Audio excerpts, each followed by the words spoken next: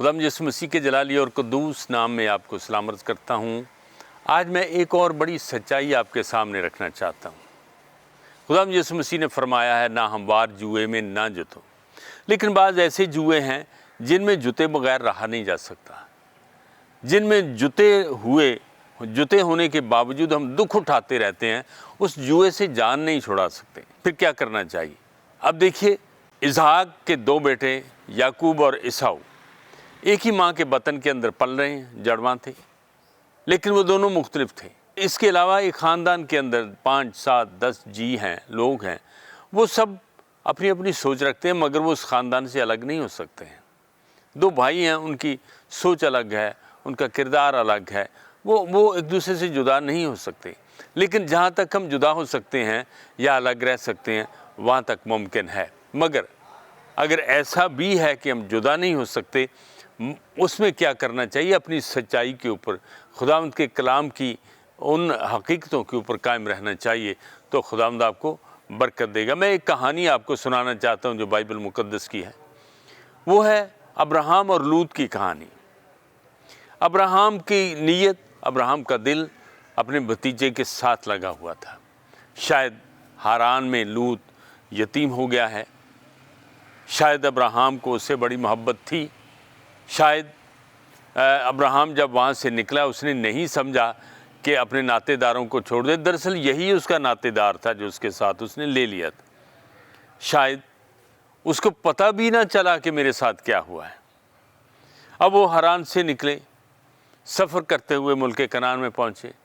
यहाँ पर उनके साथ कहत की वजह से एक काम ख़राब हुआ, वो मिस्र को चले जाते हैं। वहाँ जाकर उनके साथ इंसिडेंट हुआ, मगर लूत उसमें कोई बात करता नज़र नहीं आता। यानी जब वो मिस्र को चले जाते हैं, लूत ने नहीं कहा कि हमें इधर ही रहना चाहिए। जब वो मिस्र में जाकर अपनी बीवी को अब्राहम खो बैठता है, अपनी बीवी को बहन कह देता है, तो तब भी लूत का कोई किरदार नज़र नहीं आता है। लेकिन उसके अंदर का जो लालच था, उसके अंदर का नज़रियाती दिली इख्तलाफ था, वो सामने आता है जाकर उस वक्त जब अब्राहम ने देखा कि हमारे नौकर जो हैं वो लड़ाई करते हैं चरागाहों की वजह से। लूत अब्राहम के साथ रहा, मगर उसका वहाँ जाकर पता चलता है कि वो रास्ते में किस तरह से खुदगर्जी करता रहा, किस तरह से वो लालच में रहा। लेकिन अब्राहम दो वजूहात की बिना पर उसको बर्दाश्त करता रहा। 30 बरस उसने बर्दाश्त किया। अब्राहम उसकी हर एक लालच की बात को बर्दाश्त करता रहा, उसकी खुदगर्जी को बर्दाश्त करता रहा। मगर अब्राहम आखिरकार जाकर एक मसलहत के तहत लूत को जुदा करता है। जब नौकरों में लड़ाई शुरू हो जाती है तो अब्राहम ही कहता है कि आप मेरे साथ पहाड़ पर चलते हैं। वो ऊंचे पहाड़ पर जाकर खड़े हो जाते हैं और अब्राहम उसको बताता है सारी दास्तान कि ये बात हो रही है, नौकरों में झगड़ा है, ऐसा ना हो कि हम दोनों आपस में लड़ें। अब ऐसा कर, फैसला तू कर, चारों तरफ देख, जो इलाका तुझे पसंद है वो तू ले ले। देखिए यहाँ पर अब्राहम का दिल अपने भतीजे के साथ और खुदा के साथ किस कदर कमिटेड है। अब्राहम उसको मौका दे। अब्राहम को भी नज़र आ रहा था कि एक साइड खुश्क पहाड़ हैं, दूसरी साइड पे सरसब्ज़ और सब्ज़ाज़ार चरागाहें, दरख्त और जंगल हैं। ये क्या फ़ैसला करता है? और जो फ़ैसला लूत ने किया, अब्राहम ने उसको कबूल कर लिया। लूत ने सरसब्ज़ इलाका देखा और उसकी तरफ हंसते हुए कहा होगा कि मुझे ये पसंद है। अब्राहम ने कहा ओके। लेकिन लूत ये नहीं जानता था कि वो सरसब्ज़ इलाका उसके लिए लानत बन जाएगा।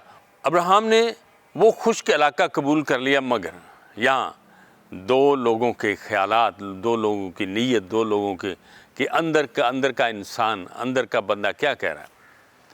अब अगर लूत भला होता, लूत अपने उस ताए के साथ मुखलिस होता, खुदा के साथ मुखलिस होता, तो वो कहता है कि आप बड़े हैं, आप फैसला करें। लेकिन उसने लालच में आकर वो इलाका पसंद कर लिया। अब्राहम ने खुदा की मर्ज़ी जानकर खुश्क इलाका पसंद कर लिया। अब्राहम ने उस इलाके में बरकत पाई। جہاں اس نے اس علاقے کو قبول کر لیا، مگر لوط برباد ہو گیا۔ یاد رہے میرے عزیزوں، لوط کو سامنے رکھتے ہوئے میں آپ کو ایک بات بتا دیتا ہوں۔ ایک محاورہ ہم پڑھتے ہیں، ہر چمکتی چیز سونا نہیں ہوتی۔ ہمیں اپنے فیصلے خدا کے سامنے رکھنے چاہیے، خواہ ہم ناہموار جوئے میں جتے ہوئے ہوں، خواہ ہم کسی خاندان کے اندر، ایک برے خاندان کے اندر، اپنے ہی خاندان کے اندر رہتے ہوں اور بہت سی آزمائشوں کو فیس کرتے ہوں، تو بھی ہمیں سچائی پر قائم رہنا چاہیے، پھر خدا ہمیں الگ کر لیتا ہے۔ خدا آپ کو برکت دے۔